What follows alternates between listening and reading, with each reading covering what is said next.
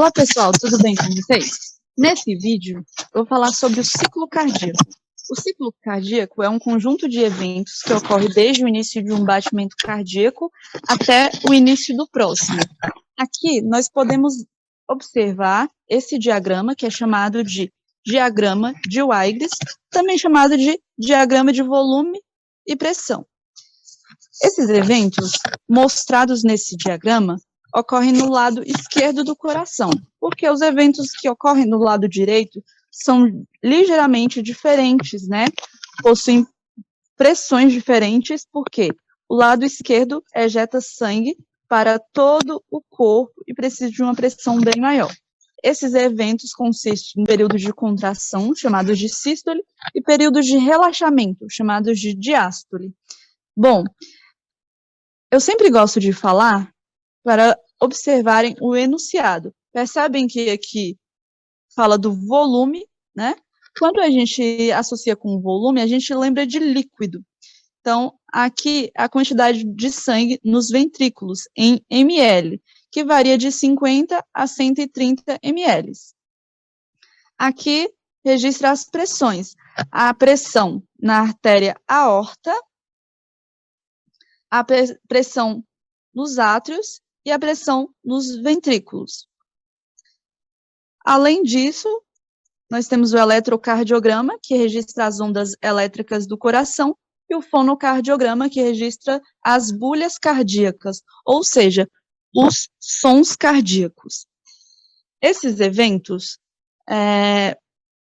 então, a gente sempre vai relacionar, né, o que ocorre na sístole, o que ocorre na diástole, né, do coração.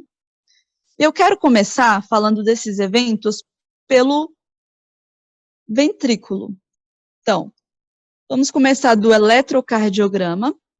O complexo QRS do eletrocardiograma representa a despolarização ventricular, seguida do aumento da pressão nos ventrículos.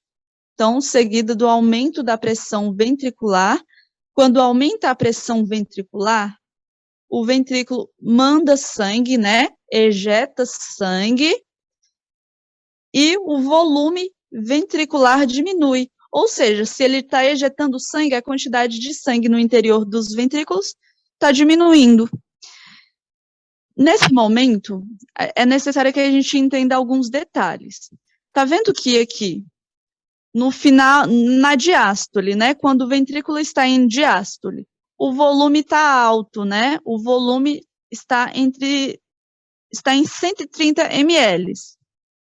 Então, no momento da diástole. Na sístole, né, então despolarizou os ventrículos, ocorreu o aumento da pressão sístole ventricular, né, aqui a coordenação, que não é das melhores, né, então, despolarizou, ocorreu a sístole ou o aumento da pressão ventricular. Esse volume, que estava de 130 ml, ele cai para aproximadamente, né, ele diminui para aproximadamente 50 ml. Ou seja, no momento da sístole, aproximadamente 70 ml de sangue sai dos ventrículos, restando 50 ml. E esses 50 ml que restam são chamados de volume sistólico final, que é a quantidade de sangue que permanece no coração, né, no ventrículo, no final da sístole. Prestem atenção em algo. Tá vendo que a pressão no ventrículo tem que aumentar ali, no mínimo, até 80 milímetros de mercúrio? Então, no momento que a pressão do ventrículo aumenta, ocorre o fechamento das válvulas atrioventriculares, causando o primeiro som, né, a primeira bulha cardíaca, e essa pressão tem que ser o suficiente para chegar a 80 milímetros de mercúrio. Por quê? Porque a pressão mínima na aorta, na artéria mais calibrosa do nosso corpo, é 80 milímetros de mercúrio. Essa pressão nunca chega a zero. Então, essa pressão, né, essa tensão no ventrículo tem que aumentar, no mínimo, até chegar a 80 milímetros de mercúrio. Se chegou a 80 milímetros de mercúrio, a válvula aórtica se abre e começa o período de ejeção de sangue. No lado direito do coração, então isso é porque estamos falando do lado esquerdo. No lado direito, a pressão para a válvula do tronco pulmonar se abrir é 8 milímetros de mercúrio. Comparada à artéria aorta, que é a artéria mais calibrosa do nosso corpo, olha só, a pressão mínima no momento ali que o ventrículo, que a tensão no ventrículo aumenta, tem que ser 80 milímetros de mercúrio, que é a pressão suficiente ali para a válvula aórtica se abrir, começar o período de ejeção. Isso te lembra de algo? Por exemplo, nossa pressão diastólica, ela é 80 milímetros de mercúrio, nossa pressão arterial. Ou seja, a pressão na artéria aorta, no momento que os ventrículos estão relaxados, é 80, né? E a pressão na artéria aorta, quando o ventrículo está ejetando sangue, se iguala à pressão ventricular, né? Que é 120. 120 por 80, te lembra de algo? Então, a pressão sistólica na artéria aorta é 120. Isso tem a ver com a nossa pressão arterial. No momento que o nosso coração está relaxado, a pressão arterial, ou seja, a pressão na artéria aorta mínima é 80. E no momento que está ejetando sangue, né, que os ventrículos ejetam sangue, a pressão na artéria aorta aumenta para 120. 120 por 80, também chamado de 12 por 8, né, a nossa pressão arterial, considerada a nossa pressão normal. No momento que os ventrículos ejetam sangue, a artéria aorta se distende e a pressão nessa artéria aumenta. Ocorre o aumento da tensão nos ventrículos, o aumento da pressão ventricular, porém não começou ainda o período de ejeção. Esse período ali, do aumento da pressão sem esvaziamento, ou seja, o volume nos ventrículos, né, a quantidade de sangue continua a mesma. Ela só diminui, né? A quantidade de sangue só diminui no momento que a artéria aorta se abre e começa o período de ejeção. Então, a quantidade de sangue diminui nos ventrículos porque o sangue é mandado para a artéria aorta. Então, esse aumento da pressão antes da abertura da válvula aórtica, chamada de contração isovolumétrica, ou seja, é uma contração sem alteração do volume, é uma contração antes do esvaziamento ventricular. Ok, então os ventrículos ejetaram sangue, o sangue vai para a artéria aorta, e agora começa um período de relaxamento isovolumétrico, que é o relaxamento antes da abertura das válvulas atrioventriculares, ou seja, nesse relaxamento, né, então as pressões nos ventrículos estão caindo, e se as válvulas atrioventriculares ainda não se abriram, não ocorre o enchimento de sangue. Então, esse relaxamento sem alteração no volume dos ventrículos é chamado de relaxamento isovolumétrico. Mas e o fechamento da válvula aórtica? O sangue que foi para a aorta, ele tende a voltar para o ventrículo, tem um breve refluxo, né, que é um afluxo rápido. Então, o sangue que ele está começando a voltar para o ventrículo faz com que a válvula aórtica se feche de uma vez, produzindo a segunda bulha, né, ou o segundo som, que é o fechamento da válvula aórtica. Ok.